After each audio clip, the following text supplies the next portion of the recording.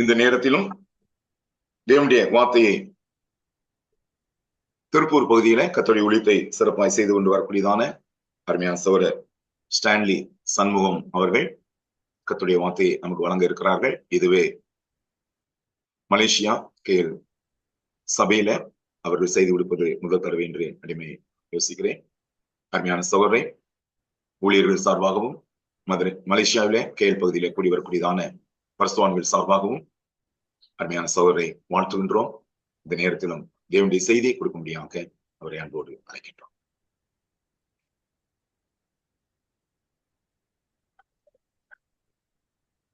தொலைபேசியின் வாயிலாக கூடி வந்த பரிசுத்தவான்கள் யாவருக்கும் உயிர்த்தெழுந்த ஆண்டவராய் இயேசு கிறிஸ்துவின் வல்லமுள்ள நாமத்தினாலே அடியேன் ஸ்தோத்திரங்களையும் வாழ்த்துக்களையும் தெரிவித்துக் கொள்கிறேன்.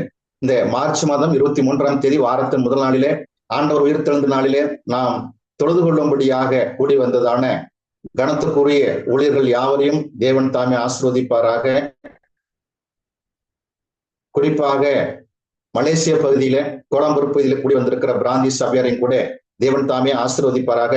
திருப்பூர் பகுதியில அனுப்புறப்பாளையம் பகுதியிலே கூடி வருகிறதான பிராந்திய சபையின் சார்பிலே உங்கள் யாவருக்கும் அடியேன் மறுபடியுமாக வாழ்த்துக்களையும் ஸ்தோத்திரங்களையும் தெரிவித்துக் கொள்கிறேன். இந்த நாளிலும் கூட இந்த ஜூம் மீட்டிங்ல கனத்துக்குரிய ஊழியர்கள் வேத வாக்கியத்தில தேறின சகோதரர்கள் இருப்பது மகிழ்ச்சிக்குரிய செய்தி. இருப்பினும் அடியனுக்கும் இந்த வாய்ப்பை அளித்திருக்கிறீர்கள். நான் உங்களோடு தேவ செய்தியை பகிர்ந்து கொள்வதிலே மகிழ்ச்சி அடைகிறேன். பிரியமானவர்களே, நாம் வாழக்கூடியதான இந்த கடைசி நாட்களிலே நாம் பலதரப்பட்ட பிரச்சனைகளை நாம் பார்க்கிறோம். அதே விதமாக முதல் நூற்றாண்டிலும் நாம் வேதத்திலே நாம் காண முடியும். பிரியமானவர்களே, எல்லளவும் மாறாமல் இருக்கக்கூடிய சூழ்நிலைகளை நாம் வேத வாக்கியத்தின் மூலமாக நாம் உணரக்கூடியவர்களாக நாம் இருக்கிறோம். அப்போஸ்தலனாகிய பவுல் 2ஆம் சுவிசேஷ பிரயாணத்திலே பிலிப்பி சபையை நிறுவினார் என்று நாம் பார்க்கிறோம். ஆகவே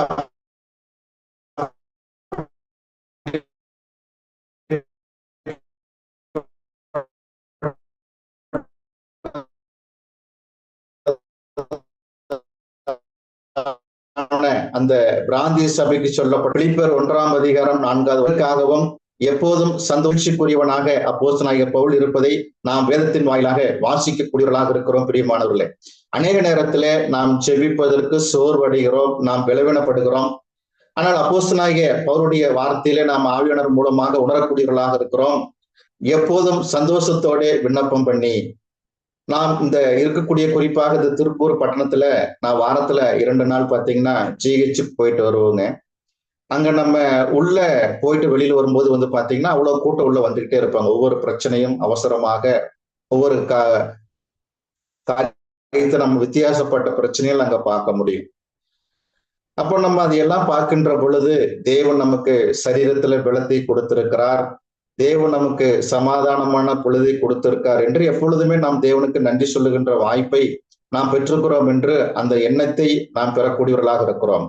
அதே போலத்தான் வாகனம் ஓட்டுகின்ற பொழுதும் திருப்பூர்ல வந்து பாத்தீங்கன்னா ரொம்ப அதிகமான நெரிசல் பகுதி, மக்கள் கூட்டம் அதிகம், ஆனால் ரோடு வசதி கொஞ்சம் பற்றாக்குறை. இதுலயும் கூட ஒரு நாளுமே நம்ம பிரயாணிக்கின்ற பொழுது தேவன் நம்மளை அந்த ரோட்டை தாண்டுகின்ற பொழுதும் வீடு வந்து சேருகிற பொழுதும் நாம் எப்பொழுதுமே ஜெபிக்க கூடியவர்களாக இருக்கிறோம். வண்டி ஓட்டுகின்ற பொழுதும் அப்படித்தான். ஆகவே இப்படி ஒவ்வொரு நாளிலும் ஒவ்வொரு நமக்கு ஏற்படுகிற அந்த வாய்ப்புகளிலும் நம்முடைய ஊழியத்தின் பாதையிலும் தேவன் நம்மளை பாதுகாக்கக்கூடியவராக இருக்கிறார். ஆனால் பிரியமானவர்களே, நாம் வேதத்திலே வாசிக்கக்கூடியவர்களாக இருக்கிறோம். உங்கள் அனைவருக்காகவும் எப்போதும் சந்தோஷத்தோட விண்ணப்பம் பண்ணி நாம் இதற்கு முன்பதாக ஒரு வேத வசன பகுதியை வாசித்து நாம் திரும்பவும் கடந்து வருவோம். நாம் யோசுவா புஸ்தகம் 14ஆம் அதிகாரம் 7 தொடங்கி 14 முடி எடுத்தவர்கள் வாசிக்கும்படியாக அடியேன் கேட்டுக்கொள்கிறேன். யோசுவா 14ஆம் அதிகாரம் 7 தொடங்கி 14 முடி வாசிக்கும் பிரதர், எடுத்துவங்க.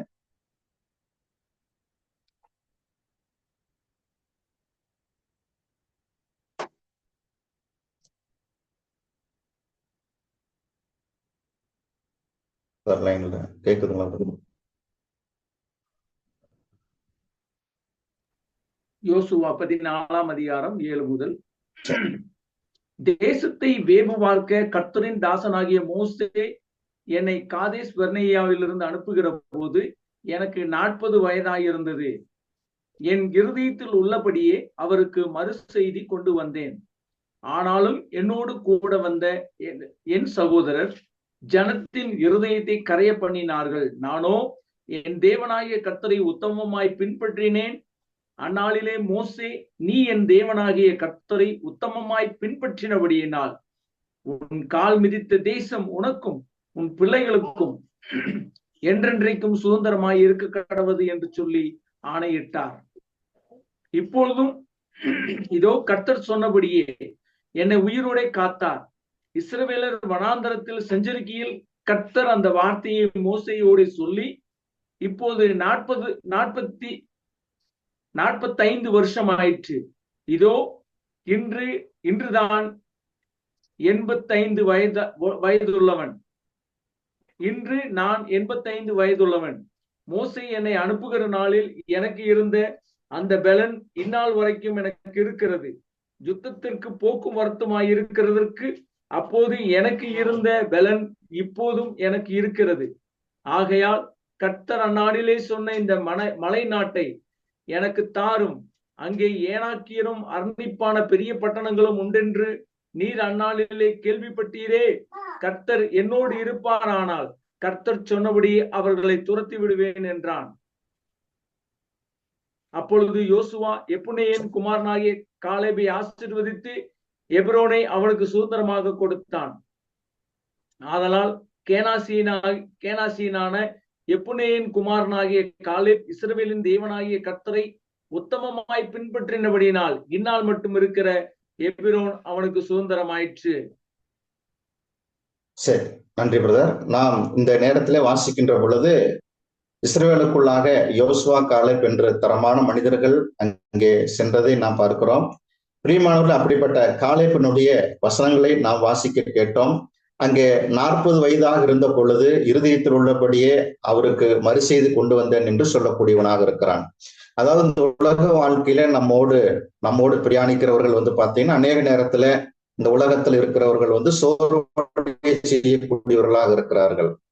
ஆனால் காலேப்பை குறித்து நாம் கவனித்து பார்க்கின்ற பொழுது, இதோ இன்று நான் 85 வயதுள்ளவன்.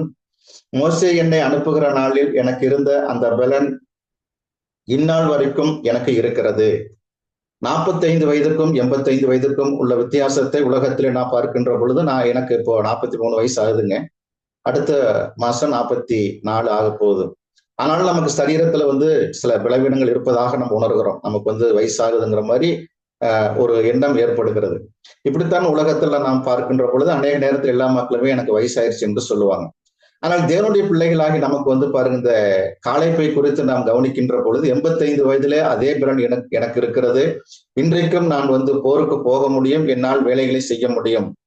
பிரியமானவர்களே, நாம் பிலிப்பு நிருபத்திலே நாம் வாசிக்க கேட்டோம். அப்போஸ்தலனாகிய பவுல் நான் எப்பொழுதும் அந்த ஜெபத்தை குறித்து நாம் வாசிக்க கேட்டோம். அவன் எப்படிப்பட்ட சந்தோஷத்தோடு ஜெபிக்கக்கூடியவனாக இருக்கிறான்.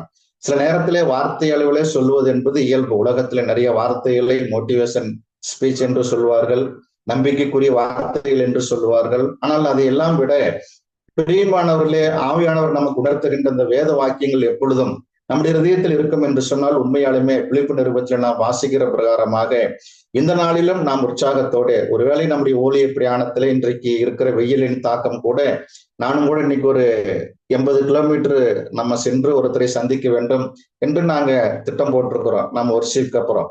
அப்ப இந்த வெயிலுடைய தாக்கம் ஒரு வகையில் இருந்தாலும் கூட நமக்கு இப்படிப்பட்ட வேத வசனங்கள் என்பது நம்மளை பலப்படுத்தக்கூடியதாக இருக்கிறது. நம்மளை தேவனுடைய கரத்திலே உற்சாகமாக வேலை செய்வதற்கு இப்படிப்பட்ட வேத வாக்கியங்கள் நம்மளை பலப்படுத்தக்கூடியதாக இருக்கிறது. பிரியமானவர்களே, சரி, இப்பொழுது நாம் பிலிப்பியருக்கு எழுதின நிருபத்திற்கு நாம் கடந்து வருவோம். அங்கே காலேப்பினுடைய விசுவாசத்தையும் காலேப்பினுடைய தைரியத்தையும் நாம் எண்ணத்திலே கொள்ளக்கூடியவர்களாக இருக்கிறோம். முதல் நூற்றாண்டிலே ஏறக்குறைய கிபி 62வது வருஷத்துல அப்போஸ்தலனாகிய பவுல் இந்த நிருபத்தை எழுதினதாக நாம் காண்கிறோம்.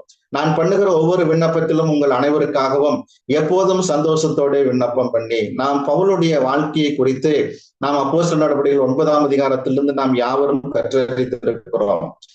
ஆனால் அவனுடைய வாழ்க்கையில் எப்பேற்பட்ட பிரச்சனைகளை, அவன் சில நேரத்துல போராட்டக்காரனாக கலகக்காரனாக எண்ணப்பட்டாலும் கூட தேவனுடைய பணியை சரியாக செய்து முடிக்கக்கூடிய ஒரு உன்னதமான தாசராக இருப்பதை நாம் பார்க்கிறோம் பிரியமானவர்களே. அப்படிப்பட்டதான பவுல் சொல்லக்கூடியவனாக இருக்கிறான். உங்கள் அனைவருக்காகவும் எப்பொழுதும் சந்தோஷத்தோட விண்ணப்பம் பண்ணி. ஆகவே நம்முடைய வாழ்க்கையிலே ஏற்படுகிற ஒவ்வொரு நிகழ்வுகளிலும் ஒவ்வொரு சூழ்நிலையிலும் நாம் விரும்பினாலும் விரும்பாவிட்டாலும் இந்த உலக வாழ்க்கை என்பது நேர் எதிராகத்தான் இருக்கும். ஆனாலும் கூட நாம் வேத வாக்கியங்களை, தேவனுடைய வசனங்களை இருதயத்திலே நாம் பதித்து கொள்ளுகின்ற பொழுது அல்லது இருதயத்தில் இருக்கின்ற பொழுது உண்மையாலுமே நாம் சந்தோஷம் உள்ளவர்களாக, மகிழ்ச்சி உள்ளவர்களாக நம்முடைய வேலைகளிலே, அனுதின கடமைகளிலே, தேவனுடைய தொழுகையில நாம் இம்மைக்குரியவர்கள் அல்ல மறுமைக்குரியவர்களாக இருக்கிறோம் என்ற அந்த விவேகத்தோட வாழக்கூடிய ஒரு மாபெரும் வாய்ப்பை, பாக்கியத்தை தேவனுடைய பிள்ளைகளாகி நாம் யாவரும் பெற்றுக்கிறோம் பிரியமானவர்களே. இந்த நேரத்திலே நாம் வேதத்திலே வாசிக்கக்கூடியவர்களாக இருக்கிறோம். யோவானுக்கு எழுதின சுவிசேஷ புஸ்தகம் 17ஆம் அதிகாரம் வசனம் 20 ஆண்டவராய் இயேசுவானவர் அப்போஸ்தலர்களுக்காக ஜெபித்த அந்த வேத வசனத்தை வாசிங்க, எடுத்தவங்க. அப்போஸ்தலர் 17:20. நான் இவர்களுக்காக வேண்டிக் வாசிங்க. நான் இவர்களுக்காக வேண்டிக் கொள்கிறதும் அல்லாமல் இவர்களுடைய வார்த்தையினால் என்னை விசுவாசிக்கிறவர்களுக்காக வேண்டிக் கொள்கிறேன். நம்முடைய எண்ணத்தை காட்டிலும் நம்முடைய பிரயாசத்தை காட்டிலும் பிரியமானவர்கள் முதல் நூற்றாண்டிலே ஆண்டவராய் இயேசுவானவர் தெளிவாக சொல்லக்கூடியவராக இருக்கிறார். நான் இவர்களுக்காக வேண்டிக் கொள்கிறதும் அல்லாமல் இவர்களுடைய வார்த்தையினால் என்னை விசுவாசிக்கிறவர்களுக்காகவும் வேண்டிக் கொள்கிறேன். நாம் யோவான் ஸ்நானகனை குறித்து நாம் பார்க்கிறோம், எலியாவின் ஆவியுடையவனாக அவன் வந்தான் என்று. ஆகவே இந்த நாளிலும் கூட நாம் சுய பலத்தோடு இயங்கக்கூடியவர்களாக அல்ல பிரியமானவர்களே. ஆண்டவருடைய அன்பு என்பது அந்த ரத்தத்தின் மூலமாக, அந்த ரத்த பந்தம் மாத்திரமே அது பரிசுத்தப்படுத்தக்கூடியதாக, பலப்படுத்தக்கூடியதாக, அவருடைய சமூகத்திலே நம்மளை இணைக்கக்கூடியதாக இருக்கிறது. அப்படிப்பட்டதான ஆண்டவராய் இயேசுவானவர் சொல்லக்கூடியவராக இருக்கிறார். இவர்களுடைய வார்த்தையினால் என்னை விசுவாசிக்கிறவர்களுக்காகவும் வேண்டிக் கொள்ளுகிறேன். ஆண்டவருடைய வேண்டுதல் எப்படிப்பட்டதாக இருக்கிறது? அவருடைய ஜெபம் என்பது அந்த வார்த்தையை விசுவாசிக்க வேண்டும். ஆகவே இந்த நாளிலும் கூட நாம் தேவனுடைய வசனத்தை விசுவாசிக்கவில்லை என்று சொன்னால் நமக்கு மகிழ்ச்சி இருக்காது. ஏன் என்று சொன்னால் இன்றைக்கு இருக்கிற இந்த உலக வாழ்க்கை என்பது நம்முடைய தனிப்பட்ட தேவை, பொருளாதாரம், இப்படிப்பட்டதான சூழ்நிலைகள், அதாவது அநேக நேரத்துல நம்முடைய குடும்பத்தில கணவன் மணியாக இருந்தாலும் அல்லது குழந்தைகள் பெற்றோர்களாக இருந்தாலும் கூட நம்முடைய சுயநலத்திற்காக நாம் அநேக நேரத்திலே பேசக்கூடியவர்களாக இருக்கிறோம். அதை நாம் எண்ணி பார்க்க வேண்டும். நாம் நம்முடைய குடும்பத்திற்காக, ஊழியத்திற்காக அதை செய்கிறோமா? அநேக நேரத்தில் என்னுடைய தேவைகளுக்காக மாத்திரமே நான் பிரயாசப்பட்டு கொண்டிருக்கிறேனா? ஆனால் இந்த வேத வாக்கியங்களை நாம் கவனித்து பார்க்கும் பொழுது இந்த விதமான பலவீனங்கள் அடிபட்டு போகும் பிரியமானவர்களே. நாம் ஆண்டவருக்காக, சபைக்காக, அந்த உபதேசத்திற்காக ஏதோ நாம் மாத்திரம் உற்சாகத்தோடு இயங்குவதல்ல. அது தேவன் தம்முடைய ஆதி தீர்மானத்திலே அந்த திருச்சபை வாழ்க்கையிலே நம்மளை தெரிந்து கொண்டிருக்கிறார், நம்மளை கனப்படுத்துகிறார், நம்மளை வழிநடத்துகிறார் என்ற அந்த விசுவாசத்தை உடையவர்களாக நாம் இயங்கக்கூடியவர்களாக இருக்கிறோம். ஆகவே இந்த உலகத்தில் அநேக குடும்பத்திலே சச்சரவுகளையும், குடும்பத்திலே பிரிவினைகளையும், தன்னுடைய தேவைகள் நிறைவேற வேண்டும், என்னுடைய ஆசைகள், என்னுடைய கேரக்டர் இதுதான், நான் இப்படித்தான் செய்வேன், நான் இப்படித்தான் நடந்து கொள்வேன் என்ற எண்ணம் உடையவர்களாக, மனப்போக்குடையவர்களாக இருப்பதை நாம் பார்க்க முடியும். ஆனால் பிரியமானவர்களே, தேவனுடைய பிள்ளைகளாகிய நாம் இந்த சமுதாய வாழ்க்கையில, குறிப்பாக பிலிப்பியருக்கு எழுதின நிருபம் 2ஆம் அதிகாரம் வசனம் 15 வாசிக்கும் பொழுது, கோணலும் மாறுபாடுமான சந்ததியின் நடுவிலே குற்றமற்றவர்களும் கபடற்றவர்களும் தேவனுடைய மாசற்ற பிள்ளைகளுமாய் இருக்கும்படிக்கு. ஆகவே இந்த கோணலும் மாறுபாடுமான சந்ததியில நாம் தேவனுடைய அன்பை பெற்றவர்களாக, நாம் தேவனுடைய அன்பை பிரதிபலிக்க செய்யக்கூடியவர்களாக வாழக்கூடிய ஒரு வாய்ப்பை நாம் பெற்றிருக்கிறோம் பிரியமானவர்களே. ஆகவே பிலிப்பியருக்கு எழுதின நிருபம் 1ஆம் அதிகாரத்திலே 4வது வசனத்திலே நாம் வாசிக்கிறோம், உங்கள் அனைவருக்காகவும் எப்போதும் சந்தோஷத்தோடு விண்ணப்பம் பண்ணி. நாம் தேவனுடைய பிள்ளைகளாகிய ஊழியர்களாக இருந்தாலும் சரி, விசுவாசிகளாக நாம் யாவருமே விசுவாசிக்கக்கூடியவர்களாகத்தான் இருக்கிறோம். ஆகவே நாம் இயல்பாகவே சந்தோஷப்படக்கூடிய, மகிழ்ச்சி அடையக்கூடிய, ஆங்கிலத்திலே பண்டல் ஆஃப் ஜாய் என்று சொல்வார்கள், அதாவது சந்தோஷத்தின் மூட்டை என்று. அப்படிப்பட்டதான அந்த மகிழ்ச்சியை அனுபவிக்கக்கூடிய ஒரு வாய்ப்பை தேவனுடைய பிள்ளைகளாகி நாம் பெற்றிருக்கிறோம். நாம் பழைய ஏற்பாடிலிருந்து நம்முடைய முந்தின பிதாக்களுடைய வாழ்க்கை முறையை கவனித்து பார்க்கின்ற பொழுது அவர்கள் எல்லா நிலைகளிலும் பலன் கொள்ளக்கூடியவர்களாக இருந்தார்கள். நாம் இந்த நேரத்தில் தொடர்ச்சியாக ஒரு வேத வசன பகுதியை வாசிக்கிறோம். ரோமருக்கு எழுதின நிருபம் 1ஆம் அதிகாரம் வசனம் 9 எடுத்தவர்கள் வாசிங்க. ரோமர் 1:9.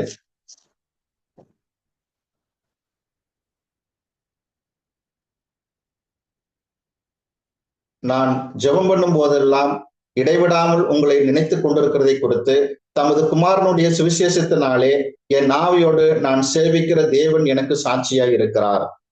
விட்னஸ், அதாவது சாட்சி என்று சொன்னால் பாருங்க, அப்போஸ்தலனாகிய பவுல் ரோமாபுரி பட்டணத்துல சபையாருக்கு சொல்லுகின்ற பொழுது, நான் சேவிக்கிற தேவன் எனக்கு சாட்சியாக இருக்கிறார். தேவன் தான் சாட்சி என்று முன்னெடுத்தக்கூடியவராக இருக்கிறார். இந்த செப வாழ்க்கையில அநேக நேரத்திலே நம்மளை நிரூபிப்பதற்காக, நமது மீது சொல்லப்படுகிற அவதூறுகளுக்காக நாம் கவலைப்படுவோம்.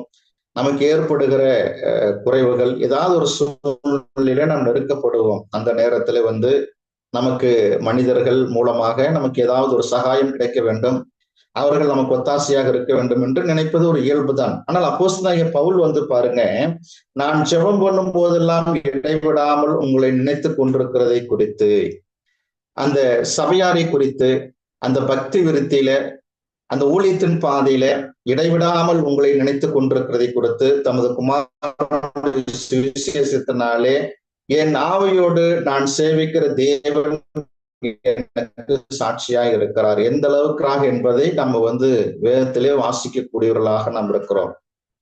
ஆகவே இப்படிப்பட்ட எண்ணம் உடையவர்களாக இந்த நாளிலும் நாம் இருக்க வேண்டியது அவசியமாக இருக்கிறது. ஏதோ வார்த்தை அளவுக்கு அல்லங்க, இந்த வேத வாக்கியங்களை நம்முடைய இருதயத்திலே, நம்முடைய வாழ்க்கையிலே நாம் அபியாசப்படுத்தி பார்க்க வேண்டும். இந்த வேத வசனங்களை நம்முடைய ஆவிக்குரிய வாழ்க்கையிலும் சரீரப்பிரகாரமான வாழ்க்கையிலும் நாம் முன்னெடுப்போம் என்று சொன்னால், பிரியமானவர்களே, தேவன் விரும்புகின்ற, தேவன் அளித்திருக்கிற அந்த மாறாத சந்தோஷத்தையும், குறிப்பாக பிலிப்பு பட்டணத்தாரை அப்போஸ்தலனாகிய பவுல் அவர் கிரீடமாக பார்க்கிறார். அவர் மகிழ்ச்சிக்குரியவர்களாக, அவர்களுக்கு வாழ்த்துதலை சொல்லக்கூடியவராக இருக்கிறார். அப்படிப்பட்டதான கனத்துக்குரிய ஒரு மேன்மையான ஒரு ஆவிக்குரிய வாழ்க்கை முறையை நாம் பெற்றிருக்கிறோம். நாம் இன்னும் ஜெப வாழ்க்கை குறித்து கவனித்து பொழுது எபேசியருக்கு எழுதின நிருபம் 1ஆம் அதிகாரம் வசனம் 16 வாசிக்கும்படியாக அப்படின்னு கேட்டுக்கொள்கிறேன். எபேசியர் 1:16.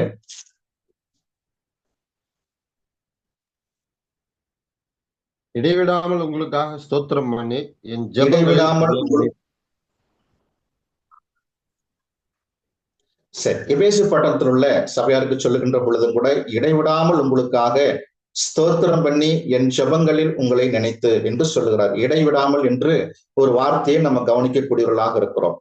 நாம் வாழக்கூடிய இந்த உலக வாழ்க்கையில சில நேரத்துல நாம் இடைவிடாமல் என்பது அது சாத்தியம் இல்லை என்பதை போல நாம் நினைப்போம். நாம் வண்டி ஓட்டினாலும் சரிங்க, எந்த ஒரு வேலை செய்தாலும் கூட நாம் ஜெபிக்கக்கூடிய ஒரு வாய்ப்பை நாம் பெற்றிருக்கிறோம். இந்த பட்டணத்தில் அநேக நேரத்துல ஒரு பிரிவு சபையாரை சந்திப்பது உண்டு. அவர்கள் பாத்தீங்கன்னா என்ன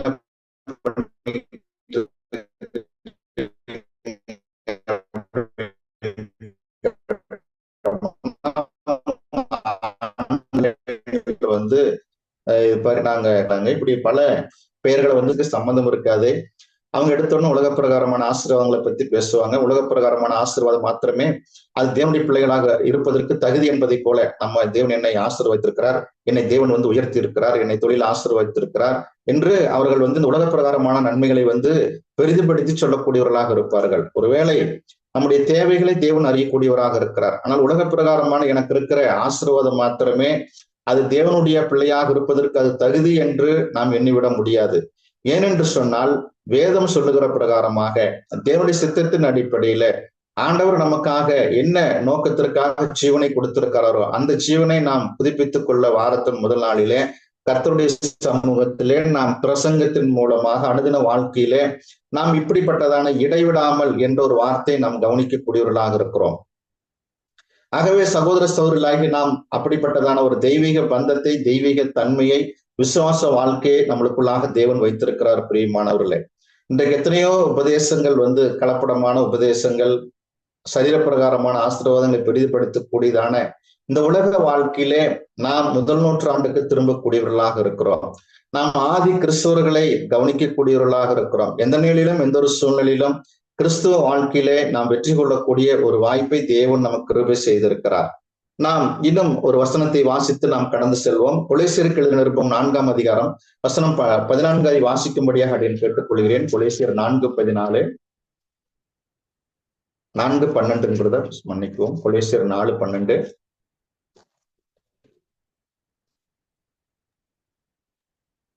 Colossians 4:12.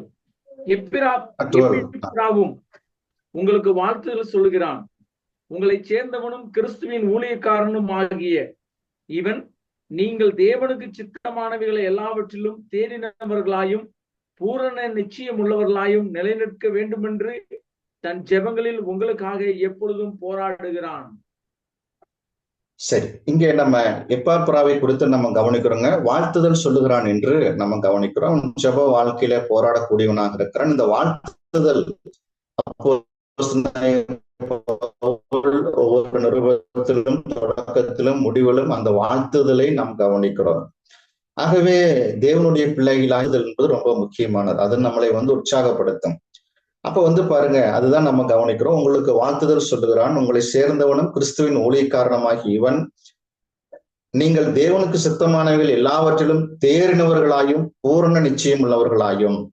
ஆகவே நாம் தொடக்க நிலையில பிகினர் என்று சொல்லுவார்கள், எலிமெண்டரி என்று நம்ம கவனிக்கிறோம். அது போல இல்லாமல் நாம் தேறினவர்களா, தேவனுடைய சித்தமானவர்கள் எல்லாவற்றிலும் தேறினவர்களாயும் பூரண நிச்சயம் உள்ளவர்களாயும் நிலைநிற்க வேண்டும் என்று இருப்பதை நாம் கவனிக்கிறோம். பிரியமானவர்களே, நம்முடைய வாழ்க்கையிலே நாம் எந்த அளவுக்கு தேறி இருக்கிறோம், அந்த மாணவர்களே இந்த நேரத்திலே நாம் வாசிக்கக்கூடியவர்களாக நாம் இருக்கிறோம். பூரண நிச்சயம் உள்ளவர்களாக நிலைநிற்க வேண்டும் என்று தன்னுடைய ஜெபங்களில் உங்களுக்காக எப்பொழுதும் போராடுகிறான். இந்த முதல் நூற்றாண்டு உபதேசத்தை கவனிக்கக்கூடிய நீங்களும் நானும் கூட, குறிப்பாக ஊழியர்கள் மாத்திரம் அல்லங்க, இங்கே சபையில் இருக்கக்கூடிய ஒவ்வொருவருக்கும் அந்த பொறுப்பு அளிக்கப்பட்டிருக்கிறது என்பதை நம்ம கவனிக்கிறோம். கொலோசியர் 4ஆம் அதிகாரத்துல அந்த பொறுப்பை எல்லாம் குறித்து மன்னிக்கவும், எபேசியர் 4ஆம் அதிகாரத்துல அந்த பொறுப்புகளை குறித்து நம்ம கவனிக்கக்கூடியவர்களாக நம்ம இருக்கிறோம். சரி, இந்த நாளிலே நாம் தலைப்புக்குள்ளாக நாம் கடந்து வரக்கூடியவர்களாக இருக்கிறோம். நான் பண்ணுகிற ஒவ்வொரு விண்ணப்பத்திலும் உங்கள் அனைவருக்காகவும் எப்போதும் சந்தோஷத்தோட விண்ணப்பம் பண்ணி, ஆகவே அந்த மகிழ்ச்சியை குறித்து நாம் இந்த நேரத்திலே கவனிக்கக்கூடியவர்களாக இருக்கிறோம். பிரியமானவர்களே, அந்த ஜெப வாழ்க்கை என்பது அது மகிழ்ச்சிகரமாக இருந்தது. குறிப்பாக பிலிப்பு சபையாரை குறித்து அவன் கிரீடமாக சந்தோஷமாக எண்ணக்கூடியவனாக இருந்ததை நாம் கவனிக்கிறோம். இந்த நாளிலும் கூட நமக்கு ஏற்படுகிற ஒவ்வொரு நிகழ்விலும் நாம் அப்படிப்பட்ட சந்தோஷமுடையவர்களாக நம்முடைய குடும்பத்தாரோடு, குறிப்பாக நம்முடைய குழந்தைகளோடு, இன்றைக்கு இருக்கிற இந்த சூழ்நிலை என்பது அநேக மகிழ்ச்சியை தரக்கூடியதாக இருக்கிறது. வாட்ஸ்அப்ல ஸ்டேட்டஸ் வைக்கிறதுல இருந்து அவங்க என்னென்னமோ காரியத்தை எல்லாம் இன்றைக்கு இன்னைக்கு இருக்கிற சமுதாயம் செய்து கொண்டே இருக்கிறார்கள். அதற்கு நம்முடைய குழந்தைகளும் விதிவிலக்கா என்பதை நாம் கவனிக்க வேண்டும். நம்முடைய குழந்தைகளை நாம் கண்டிக்காமல் அல்லது இதை சொன்னா அவர்கள் சோர்ந்து போய் விடுவார்கள், அப்படியெல்லாம் கிடையாதுங்க. நம்முடைய குழந்தைகளை நாம் வேத வசனத்தை படிக்க வைக்க வேண்டும். அது என்னுடைய மகனாக இருந்தாலும் கூட காலையில சரி ராத்திரி சரி பைபிள் எடுத்து நான் கையில கொடுத்து படிக்க சொல்லுவேன். எதற்காக அப்படின்னு சொல்லி பாத்தீங்கன்னா, 3 அதிகாரம் படிக்கணும், சத்தம் போட்டு படிக்கணும். அவன் இன்னைக்கு காலேஜ் படிச்சுக்கிட்டு இருக்கிறான், ஃபர்ஸ்ட் இயர், 19 வயசு ஆகுது. ஆனால் நான் அவனை நடத்துகிற விதம், அது குழந்தையில எப்படி அவங்ககிட்ட நான் பேசணும், எப்படி அவனை அணுகுமுறை இருந்ததோ அதே விதமாக இன்றைக்கும் இருக்கும். அவன் ஏதோ தோளுக்கு மேல வளர்ந்துட்டான், எனக்கு மேல அவன் வளர்ந்து விட்டதுனால அவங்ககிட்ட டிஸ்டன்ஸ் கீப் அப் பண்ணணும், அப்படி எல்லாம் கிடையாதுங்க. ஆவிக்குரிய வாழ்க்கையில நம்மளை விடவும் இன்றைக்கு இருக்கிற இந்த உலக சூழ்நிலை எந்த அளவுக்கு இருக்கிறது என்பதை நாம் ஒவ்வொருவரும் அறியக்கூடியவர்களாக இருக்கிறோம்.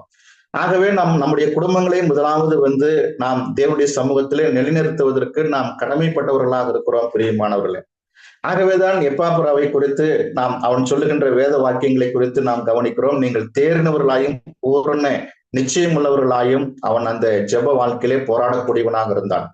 நம்முடைய சரீர பிரகாரமான நம்முடைய தேவைகள், நம்முடைய கடன் பிரச்சனைகள், இதற்காக மாத்திரம் நாம் போராட வேண்டும் என்பதை நாம் அநேக நேரத்தில் உலக மக்கள் மூலமாக அறிவுறுத்தப்படுகிறோம். எனக்கு இந்த பிரச்சனை இருக்குதுங்க, இந்த கடன் இருக்குது, தேவை இருக்குதுங்க, அதுக்காக நான் வேலை செய்யறேன், அதுக்காக நான் கஷ்டப்படுறேன் என்று இந்த இயல்பான வார்த்தைகளை காதிலே நம்முடைய உறவு முறையா அல்லது இந்த சமுதாயத்திலே நாம் கவனிக்கக்கூடியவர்களாக இருக்கிறோம். ஆனால் பிரியமானவர்களே, அதை கடந்து நீங்களும் நானும் இந்த நேரத்திலே வேதத்திலே கற்றுக்கொள்ளக்கூடியவர்களாக நாம் இருக்கிறோம். குறிப்பாக பிலிப்பியருக்கு எழுதின நிருபம் 1:4 வசனத்தின் மூலமாக உங்கள் அனைவருக்காகவும் எப்போதும் சந்தோஷத்தோட விண்ணப்பம் பண்ணி, நாம் அடுத்ததாக பிலிப்பியர் 1ஆம் அதிகாரம் வசனம் 18 வாசிக்கும்படி அப்படின்னு கேட்டுக்கொள்கிறேன். எடுத்த சோழர்கள் வாசிங்க.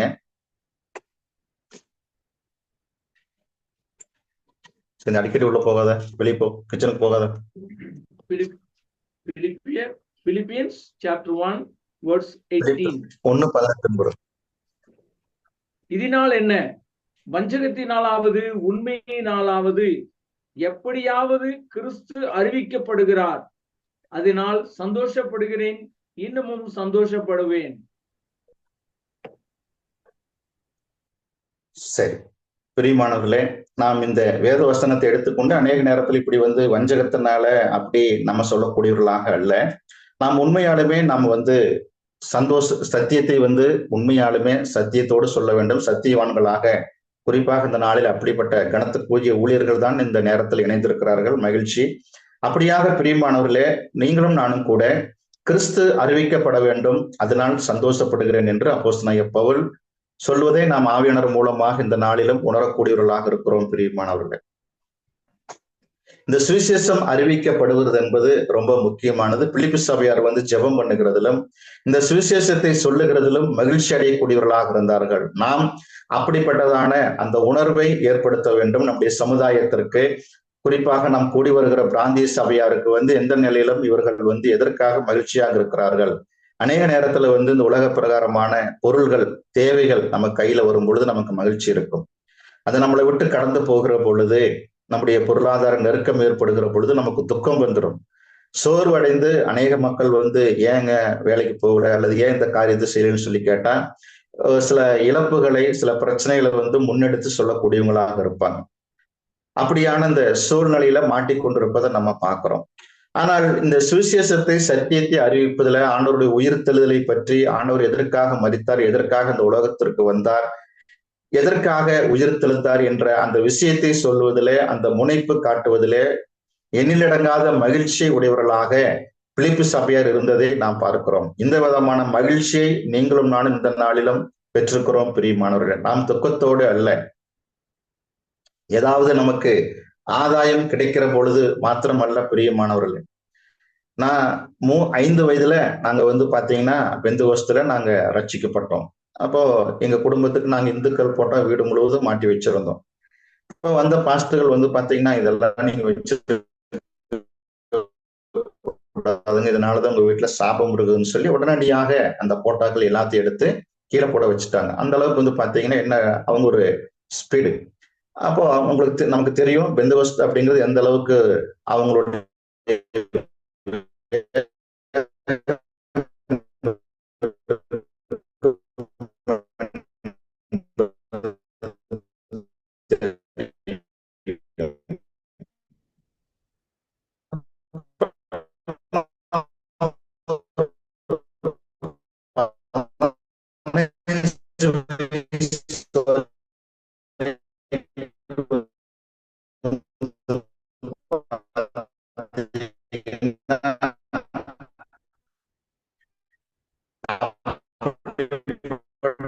போதனைகள் ரொம்ப இன்ட்ரெஸ்டா ஆர்வமாக இந்த மாதிரி வேலைகள் எல்லாம் ரொம்ப சில குறிப்பாக இப்போ தான் பாக்குறேங்க, அங்க திண்டுக்கல்ல பாக்குறேன்.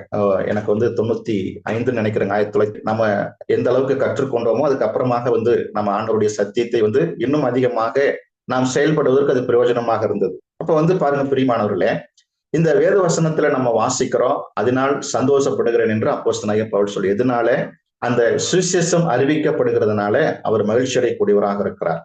நம்முடைய வாழ்க்கையில பலதரப்பட்ட சூழ்நிலைகளை வித்தியாசமான முறையிலே நாம் கடந்து வந்திருப்போம். அது முக்கியமல்ல. அப்போஸ்தலனாகிய பவுல் சொல்லுகிற பொழுது நான் பின்னானவைகளை மறந்து என்று இந்த பிலிப்பியர் நிருபத்துல நம்ம வாசிக்கிறோம். அப்ப அது போல பாருங்க, இந்த நாளிலே நமக்கு இருக்கிற சரீரப்பிரகாரமான வேலைகளிலே நாம் தேவனுடைய பிள்ளையாக நடந்து கொள்வதற்கு, குறிப்பாக நம்முடைய வேலை ஸ்தலங்களில நம்ம நாம் எந்தெந்த வகையில தேவனுடைய பிள்ளையாக நாம் நடந்து கொள்ளுகிறோம், அந்த சுவிசேஷத்தை அறிவதற்கு நாம் அவர்களை கண்டுகொள்கிறோம். சுவிசேஷம் அறிவிக்கப்படாத பெறாத மக்களுக்கும் நாம் அவர்களுக்கு சொல்வதற்கு நாம் எப்படி எத்தனைத்துக் கொண்டிருக்கிறோம். இந்த எண்ணமெல்லாம் இருக்கும் என்று சொன்னால் நமக்குள்ளாக சந்தோஷம் இருக்கும். வெறுமனே நம்ம காசு எடுத்து பாக்கெட்ல போயிட்டு கடையில போயிட்டு ஏதாவது வாங்கிட்டு நம்ம செலவு பண்றோம், நாளைக்கு நம்முடைய குழந்தைகளுக்கு காசு கொடுத்து செலவு பண்ணு, இந்த மாதிரியே இயல்பான ஒரு வாழ்க்கை முறை வாழ்ந்து கொண்டிருப்போம் என்று சொன்னால் பிரியமானவர்கள் நமக்குள்ளாக சந்தோஷம் இருக்காது, மகிழ்ச்சி இருக்காது. நாம் பண்ணுகிற ஒவ்வொரு விஷயத்திலுமே தேவனுடைய நாமம் மகிமைப்பட வேண்டும். ஆண்டவர் எதற்காக நமக்காக ஜீவனை கொடுத்தார் என்ற விஷயத்தை நாம் சமுதாயத்திற்கு சொல்ல வேண்டும். அப்படிப்பட்ட பொறுப்பும் கடமை உணர்வும் நமக்கு மாத்திரமல்ல, நம்முடைய குடும்ப அங்கத்தினர்களுக்கு இருக்க வேண்டியது அவசியமாக இருக்கிறது. பிரியமானவர்களே, நாம் இந்த நேரத்தில் வாசிக்கிறோம் அப்போஸ்தலருடைய நடபடிகள் 4ஆம் அதிகாரம் வசனம் 2 எடுத்தவர்கள் வாசிக்கும்படியாக அப்படின்னு கேட்டுக்கொள்கிறேன். அப்போஸ்தலர் 4:2.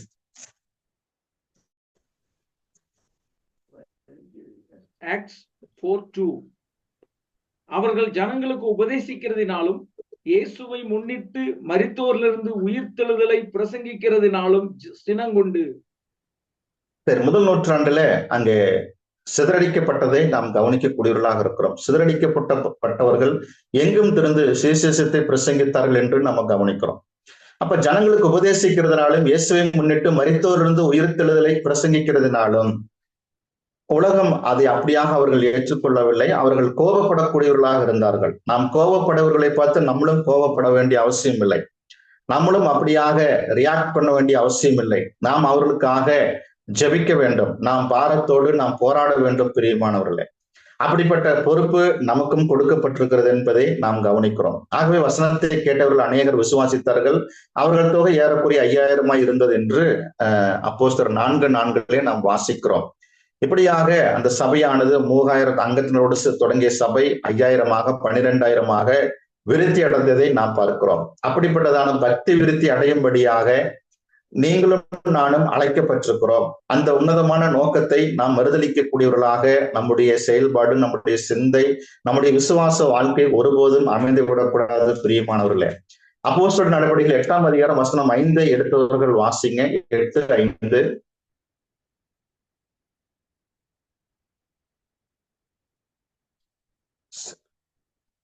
அப்பொழுது பிலிப்பு என்பவன் சமாரியாவில் உள்ள ஒரு பட்டணத்திற்கு போய் அங்குள்ளவர்களுக்கு கிறிஸ்துவை குறித்து பிரசங்கித்தான். நாம் இதே அதிகாரம் 35ஆவது வசனத்திலே வாசிக்கக்கூடியவர்களாக நாம் இருக்கிறோம். அப்பொழுது பிலிப்பு பேசத் தொடங்கி இந்த வேத வாக்கியத்தை முன்னிட்டு இயேசுவை குறித்து அவனுக்கு பிரசங்கித்தான் என்பதை மந்திரி ரட்சிக்கப்பட்ட விதத்தை நாம் அறியக்கூடியவர்களாக நாம் இருக்கிறோம். ஆகவே ஒவ்வொரு பட்டணங்கள் தோறும் தனி மனிதர்களுக்கும் சரி, அங்கே பிரச்சனையான சூழ்நிலையிலும் சரி, கிறிஸ்து பிரசங்கிக்கப்பட்டார், கிறிஸ்து அறிவிக்கப்பட்டார் என்பதை நாம் நினைவிலே கொள்ள வேண்டும். நாம் வாழக்கூடிய இந்த உலக வாழ்க்கையில நம்ம விசுவாசிகளாக இருக்கிறோம், அல்லது திருச்சபையில் நமக்கு ஏதாவது ஒரு பொறுப்பு அங்கத்தினர்களாக இருக்கிறோம். எந்த நிலையிலும் எந்த ஒரு சூழ்நிலையிலும் கிறிஸ்து அறிவிக்கப்பட வேண்டும் என்பதில அதன் மூலமாக நாம் பிலிப்பு சபையாரை போல சந்தோஷம் உடையவர்களாக இருக்க வேண்டியது அவசியமாக இருக்கிறது. நமக்கு எல்லா சூழ்நிலையிலும் அனுகூலமாக இருக்க வேண்டும். நம்மளை எல்லாரும் மதிக்க வேண்டும். நம்மளை எல்லாரும் கனத்துக்குரியவர்களாக எண்ண வேண்டும். நம்மளை குறித்து நல்ல ஒரு புகழ்ச்சியாக பேச வேண்டும். அப்பொழுது மாத்திரம்தான் நான் கிறிஸ்துவை சொல்லுவேன் என்ற இருக்கக்கூடாது. அநேக நேரத்தில் நாம் சோர்ந்து விடுவோம். நம்மளை திட்டினார்கள் அல்லது நம்மளை இப்படி பேசிட்டாங்க, நம்மளை இப்படி கொடுத்து என்றாங்க அப்படின்னே அநேக நேரத்துல இந்த உலக வாழ்க்கை அநேக மக்கள் நம்ம தனிப்பட்ட முறையில் பேசும் பொழுது அந்த காரியத்தை தான் அவங்க வெளிப்படுத்துறாங்க. ஆனால் பிரியமானவர்களே, நாம் வேதத்தை கவனித்து பார்க்கும்போது அவர் சிதறி போனவர்கள் எங்கும் சிதறி போனார்கள். அவர்கள் ஒரு இடத்துல இருக்க முடியாத ஒரு சூழ்நிலை. தேவனுடைய சித்தம் என்பது சுவிசேஷம் அறிவிக்கப்பட வேண்டும் என்பதற்காக முதல் நூற்றாண்டிலே அந்த சபை என்பது சகோதரர்கள் என்பவர்கள் அவர்கள் எங்கும் தெரிந்து அந்த பிரிந்து போனார்கள் என்று நம்ம வசனத்துல கவனிக்கிறோம். எதற்காக இதனுடைய திட்டம் அதுவாக இருந்தது என்று சொன்னால், நாம் இந்த நாளிலே நம்முடைய சூழ்நிலைகளை நாம் அப்படியாக எண்ணி பார்க்க வேண்டும். நாம் எப்படிப்பட்ட சூழ்நிலையிலே நாம் இருக்கிறோம்? நாம் நல்ல உலக தாராரை போல இன்றைக்கு எது எடுத்தாலும் மகிழ்ச்சியை கூட்டமாக கூடிக்கொள்ளுகிறாங்க, டான்ஸ் ஆடுறாங்க, மியூசிக் போடுறாங்க. இப்படி பல ஒரு கலாச்சாரம் ஒரு வித்தியாசமாக நாம் பிலிப்பியர் 2ஆம் அதிகாரத்துல வாசித்த பிரகாரமாக கோணலும் மாறுபாடுமான இந்த சந்ததியில நடுவில் குற்றமற்றவர்களும் கபலற்றவர்களும் தேவனுடைய மாசற்ற பிள்ளைகளுமாய் இருக்கும்படிக்கு. அப்ப பாருங்க, இப்படியான ஒரு வித்தியாசமான ஒரு உலகத்துல நாம் வாழ்ந்து கொண்டிருக்கிறோம் பிரியமானவர்களே. ஆனாலும் நமக்கு இருக்கிற தலையாய பொறுப்பு, கடமை இந்த நேரத்துல நாம் இன்னுமாக கவனிக்கிறோம். அப்போஸ்தலர் 9:20 கூட வாசிங்க எடுத்தவங்க. 9ஆம் அதிகாரம் வசனம் 20. தாமதமின்றி கிறிஸ்து தேவனுடைய குமாரன் என்று ஆலயங்களில் பிரசங்கித்தான்.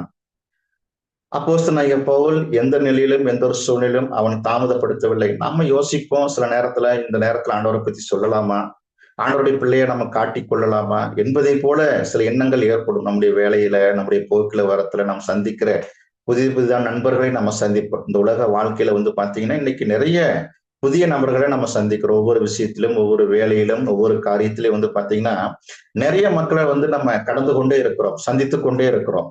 அவர்கள் பேசுகிற வார்த்தைகளை நம்ம கவனிக்கிறோம், அவர்களோடு தொடர்பு கொள்ளுகிறோம். ஆனால் அவர்களிடத்துல நாம் தேவனுடைய சத்தியத்தை அறிவிப்பதற்கு அநேக நேரத்துல தவறக்கூடியவர்களாக இருக்கிறோம். நாம் அவர்களை எந்த அளவுக்கு கவனத்திலே கொள்ளுகிறோம் அல்லது டைரி போட்டு நம்ம எழுதுறோம், அவங்களிடத்துல திரும்ப எப்படி நம்ம பேசணும், நம்முடைய அணுகுமுறை எப்படி இருக்க வேண்டும், ஆண்டவருடைய அன்பை நம்ம எப்படி சொல்ல வேண்டும், ஆண்டவருடைய அன்பை நம்ம எப்படி வெளிப்படுத்த வேண்டும் என்பதுல நாம் தவறக்கூடியவர்களாக இருக்கிறோம். அப்படி இருக்கக்கூடாது. பிரியமானவர் என்று ஆலயங்களில் பிரசங்கித்தான். ஆகவே இந்த பிரசங்கித்ததன் மூலமாகத்தான் நம்ம வாரத்தின் முதல் நாள் காணிக்கிறோம். அந்த காணிக்கையை நம்ம கவனிக்கிறோம். இப்படியாக நம்ம ஊழியருக்கும் ஒரு பகுதி கொடுக்கப்படுகிறது. அப்போ மகிமைப்படுகிறது, கிறிஸ்து அறிவிக்கப்படும். இயல்பாக சந்தோஷத்தை என்பதை நாம் அறியக்கூடியவர்களாக இருக்கிறோம். இந்த நேரத்தில் சுருக்கமாக இறுதியாக ஒரு வேத வசனத்தை வாசித்து நாம் நிறைவு செய்வோம். 2 கொரிந்தியர் 4ஆம் அதிகாரம் வசனம் 5 வாசித்து நாம் நிறைவு செய்வோம். 2 கொரிந்தியர் 4ஆம் அதிகாரம் வசனம் 5.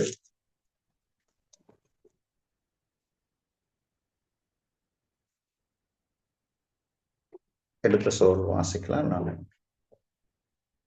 நாங்கள் எங்களையே பிரசங்கியாமல் கிறிஸ்து இயேசுவை கர்த்தர் என்றும் எங்களையோ இயேசு நிமித்தம் உங்கள் ஊழியக்காரர் என்றும் பிரசங்கிக்கிறோம். பிரியமானவர்களே, கொரிந்து பட்டணத்தில் உள்ள சபையாருக்கு சொல்லுகின்ற பொழுது எங்களையே பிரசங்கியாமல், இன்றைக்கு பாத்தீங்கன்னா பாஸ்டர்கள் என்ற நாமத்தை தரித்து கொண்டு தேவன் என்னை இப்படி பேசினார், என்னை இப்படி வழிநடத்துகிறார் என்று சொல்லுகிற பிரசங்கத்தை தான் நம்ம கவனிக்கிறோம். ஆனால் அப்போஸ்தலர்கள் தெளிவாக சொல்லுகிறாங்க, எங்களையே பிரசங்கியாமல் கிறிஸ்து இயேசுவை கர்த்தர் என்றும் எங்களையோ இயேசு நிமித்தம் உங்கள் ஊழியக்காரர் என்று பிரசங்கிக்கிறோம். தங்களை அடிமைகள் என்று சொல்வதை நம்ம கவனிக்கிறோம். ஆகவே அப்படிப்பட்ட சிந்தையோடு நாம் ஆண்டவருடைய பணியை செய்ய வேண்டியது அவசியமாக இருக்கிறது. பிரியமானவர்களே, ஏதோ நம்ம மேன்மை பாராட்டலோடு அல்ல, நம்ம நிறைய சாப்பிட்டு நாம் தூங்கிவிடக்கூடாது.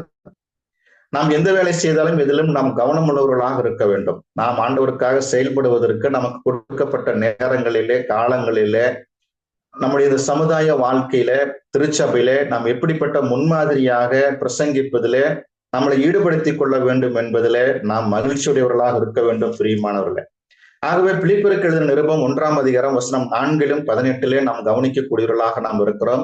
சந்தோஷத்தோட விண்ணப்பம் பண்ணி அதனால் சந்தோஷப்படுகிறேன், இன்னும் சந்தோஷப்படுவேன், கிறிஸ்து அறிவிக்கப்படுகிறதுனால. ஆகவே நீங்களும் நானும் கூட இந்த நாளிலே நாம் மகிழ்ச்சியை பெறக்கூடியவர்களாக இருக்கிறோம். பிரியமானவர்களே, கிறிஸ்துவுக்குள்ளாக சந்தோஷப்படக்கூடியவர்களாக இருக்கிறோம். நாம் இந்த நாளிலும் கேட்ட தலைப்பின் அடிப்படையில நம்முடைய குடும்பத்தையும் குறிப்பாக திருச்சபை வாழ்க்கையிலும் நாம் சந்தோஷமாக செயல்படவும் பரலோகத்தின் தேவன் தாமே நமக்கு கிருபை செய்வாராக. குறிப்பாக இந்த நாளிலும் கூட எனக்கு இந்த வாய்ப்பை அளித்த அன்பான சபையாருக்கும் ஊழியருக்கும் தேவதாசர்கள் யாவருக்கும் அடியேன் மறுபடியுமாக வாழ்த்துக்களையும் ஸ்தோத்திரங்களையும் தெரிவித்துக் கொண்டு நிறைவு செய்கிறேன். தேவன் தாம் உங்கள் யாவரையும் ஆசீர்வதிப்பாராக. Thank you brother. கர்த்தர் ஆசீர்வதித்து கொடுத்த இந்த நல்ல நாளிலும் மிகவும் சிறப்பான ஒரு செய்தி, கிறிஸ்தவர்களின் சந்தோஷம். நெகேமியா தீர்க்கன் சொல்லுகின்றார், கர்த்தருக்குள் மகிழ்ச்சியா இருப்பதே உங்கள் பலன். உண்மையாகவே நமக்கு எவ்வளவு பாடுகள், போராட்டங்கள் கிறிஸ்துவ நிமித்தம் நாம் இருந்தாலும், அப்போஸ்தலனாகிய பவுலடியான் சொன்னதை போல எந்த நிலைமையில் இருந்தாலும் நான் மன ரம்மியமாய் இருக்க கற்றுக்கொண்டேன். அது கர்த்தருக்குள்ளாக மாத்திரமே நமக்கு கிடைக்கக்கூடிய ஒன்று. எனவே உண்மையாகவே இன்றைய நாளிலும் நாம் சிந்தித்து செயல்படும்படியான நல்லதொரு வார்த்தைகளை அருமையான சகோதரர் ஸ்டான்லி சண்முகம் அவர்கள் மூலமாக தேவன் கேட்க கிருபை பாராட்டினார். பிதாவாகிய தேவனுக்கு உடனே நன்றிகளை ஏறெடுப்போம். இன்றைய நாளிலும் கர்த்தருடைய வார்த்தையை நமக்கு பிரசங்கித்த அருமையான சகோதரருக்காக, அவர் செய்கின்ற ஊழியத்துக்காக, அவருடைய குடும்பத்திற்காக தொடர்ந்து நம்முடைய ஜெபங்களிலும் நாம் கடமைப்பட்டவர்களாக இருக்கிறோம். மறுபடியும் KL கிறிஸ்துவின் சபையின் சார்பாக அவர்களுக்கு வாழ்த்துக்களை தெரிவித்துக் கொள்கின்றோம். இந்த நேரத்தில் நாம் தொடர்ந்து ஆராதனையின் மற்றும் ஒரு மிக முக்கியமான ஒரு பகுதிக்குள்ளாக நாம் கடந்து வந்திருக்கிறோம். கர்த்தருடைய பந்தி பகுதியை நமக்கு வழிநடத்த தரும்படியாக கூடலூர் பகுதியில கர்த்தருடைய ஊழியத்தை சிறப்பாக செய்து வரக்கூடியதான அருமையான சகோதரர் ஹென்றி ஜோஸ்வா அவர்கள் ஆயத்தத்தோடு இருக்கிறார்கள். அதற்கு முன்பதாக நாம் ஒரு பாடலை பாடி நாம் இந்த கர்த்தருடைய பந்திக்குள்ளாக நாம் கடந்து செல்வோம். என் தேவனே உம் கரங்கள் படைத்த என்கின்றதான பாடல் நம்முடைய பாடல் புத்தகத்திலே 198.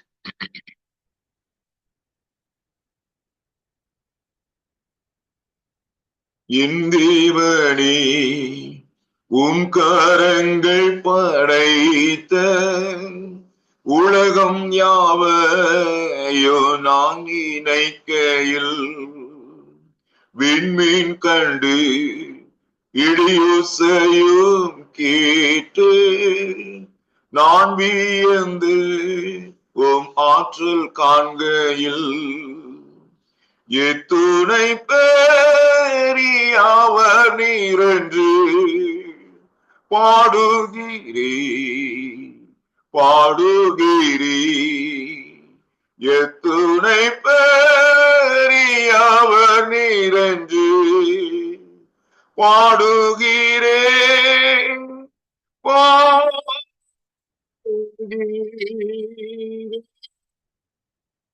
காட்டினுள்ளே நான் அலைந்து தெரிந்து பறவைகள் பாடுவதை கேட்கையில் மலையுச்சியில் நான் இன்று கேளை பார்த்து தென்றல் வீசு நீரோசை கேட்கையில் எத்தனை பெரியாவர் நீரென்று பாடுகிறே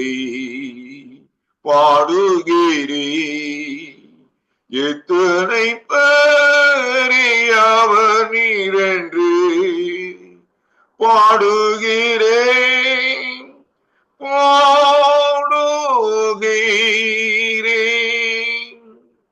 தேவன் தம்மை இந்த நெஞ்சு பார்த்திடாமல் அவரை தந்ததை நினைக்கையில் என் பாவத்தை சுமக்க மறுக்காமல் அவர் மாறித்ததை எண்ணுகையில் எத்துணை பெரியாவர் நீரென்று பாடுகிறே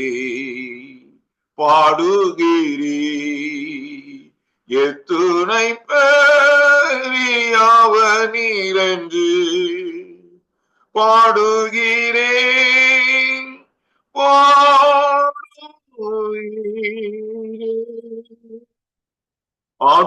ஆர்ப்பரிப்பாய் ஆண்டவர் மீண்டும் வந்து பாரத்தை சீர்கையில் மகிழுவி நான் அவரை வானங்குவேன் பணிந்து எத்துணை பெரியவர் நீரன்பி எத்துணை பெரியவர் நீரென்று பாடுகிறே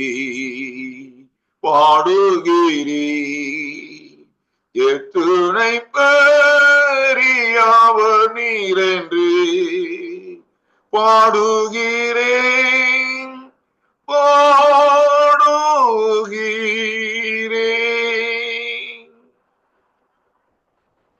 இந்த நேரத்தில் அருமையான சகோதரர் அவர்கள் ஹென்றி ஜோஸ்வா அவர்கள் இந்த நேரத்தை பொறுப்பேற்றுக் கொள்வார்கள்.